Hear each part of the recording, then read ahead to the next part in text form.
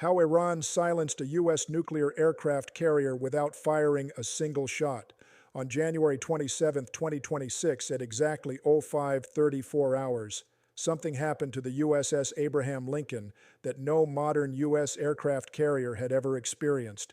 Its navigation systems began reporting impossible data. GPS coordinates jumped hundreds of kilometers in seconds. Communication channels dissolved into static. Systems that normally worked with atomic clock precision slipped out of sync. Within minutes, the most powerful warship on Earth was operating blind, deep inside one of the world's most dangerous regions. This is the story of how Iran turned electronic warfare into a weapon powerful enough to disrupt a 100,000-ton nuclear aircraft carrier without launching a missile, scrambling a jet, or firing a single round. The carrier that wasn't supposed to be there. 3 weeks earlier, the USS Abraham Lincoln was operating more than 4,000 miles away in the South China Sea, conducting routine freedom of navigation patrols. Then everything changed. In early January, massive protests erupted across Iran. According to human rights groups, more than 5,000 people were killed in the crackdown that followed. In response, President Trump issued a public warning.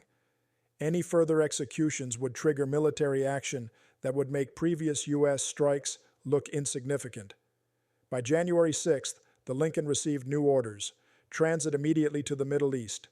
The carrier turned west, carrying 60 combat aircraft, 3 Arleigh Burke-class destroyers, over 5,000 sailors, and the most advanced electronic warfare squadron in the U.S. Navy.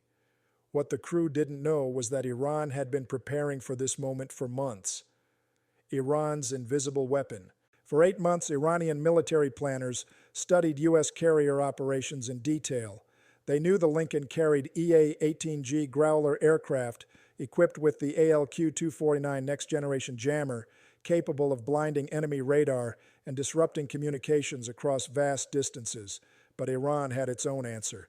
In late 2024, Russian transport aircraft began making unusual flights from Moscow to Tehran. By September, intelligence analysts confirmed what those flights carried: Murmansk BN electronic warfare systems, among the most powerful jamming platforms on Earth.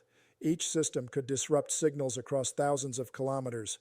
Iran didn't just want to own them, they wanted to test them against the best. The drone that changed everything.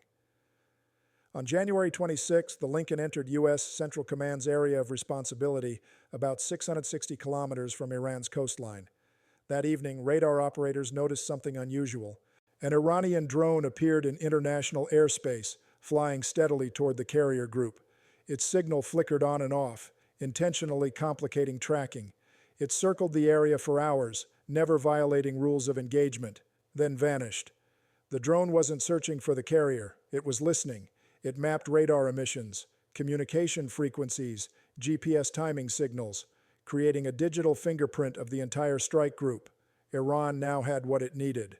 05:34 hours, the attack begins. The next morning, at 05:34, the attack started, not with missiles, not with aircraft, with math and radio waves.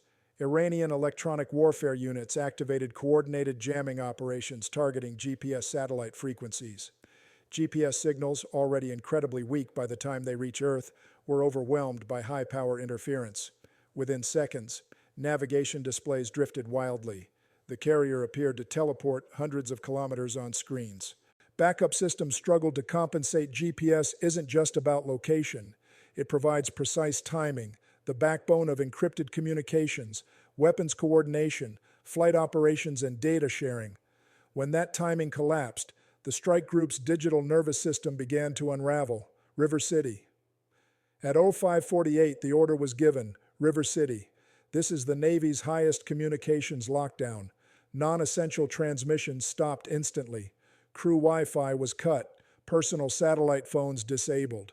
The carrier went electronically silent, reducing its footprint and conserving bandwidth for mission-critical systems. For 5,000 sailors, the outside world disappeared. But Iran wasn't done. The second wave.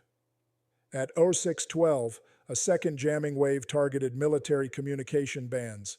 Mission data uploads failed mid-transfer. Coordinates arrived corrupted. Frequency hopping, normally a defense against jamming, became useless when every channel was flooded with noise. U.S. Growlers launched to counterattack, but Iran had learned from modern warfare. Their jamming systems were mobile, mounted on trucks that relocated every 20 to 30 minutes. By the time U.S. aircraft detected a signal and calculated its origin, the source was already gone. The Growlers chased ghosts. The first real danger. At 0721, an FA-18 Super Hornet attempted to land on the carrier with no GPS guidance. Carrier landings require precision measured in feet. Without GPS-assisted systems, the pilot relied entirely on visual cues. The jet landed safely, with just 8 minutes of fuel remaining. One wave off would have meant disaster. That was the moment the crew understood the truth. They weren't being harassed. They were being systematically isolated. A dead zone forms. Iran had created an A2AD bubble, an anti-access area denial zone, using nothing but electronic interference. The Lincoln adapted. Navigation shifted to inertial and celestial systems. Flights were restricted to daylight-only. Communications were rewritten to use lower, less vulnerable frequencies. The carrier regressed decades in capability, by design, to survive. But commercial shipping had no such flexibility.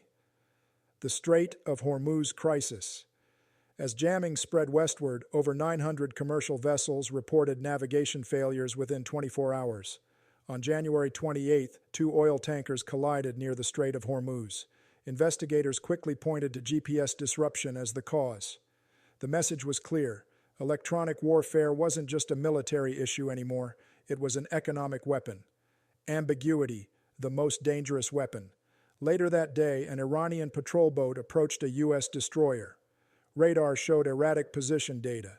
GPS timing errors degraded tracking accuracy. The destroyer's captain couldn't determine intent. For 8 minutes, the ship sat on a knife's edge, unsure whether to fire or hold. The patrol boat turned away, no shots fired. But the danger was unmistakable. Electronic warfare doesn't just disable systems, it creates uncertainty, and uncertainty kills. The adaptation. By January 30th, help arrived from an unexpected source. Engineers proposed using alternative satellite positioning independent of GPS. Within hours, new systems were flown in and integrated. Accuracy returned. Communications stabilized. And just as suddenly as it began, the jamming stopped. No announcement. No declaration of victory. Just silence. What the world learned Iran proved it could. Degrade U.S. military operations, disrupt global shipping. Apply pressure without crossing the threshold of war. The U.S. proved it could adapt. But assumptions changed forever. GPS was no longer guaranteed. Electronic warfare was no longer secondary. And the Strait of Hormuz became the world's most dangerous electromagnetic battleground. No lives were lost. No missiles fired. No territory changed hands. Yet the balance shifted. Modern warfare had entered a new phase. One fought not with explosions, but with invisible signals that could blind even the strongest force on Earth. The USS Abraham Lincoln escaped the dead zone, but the age of uncontested technology is over.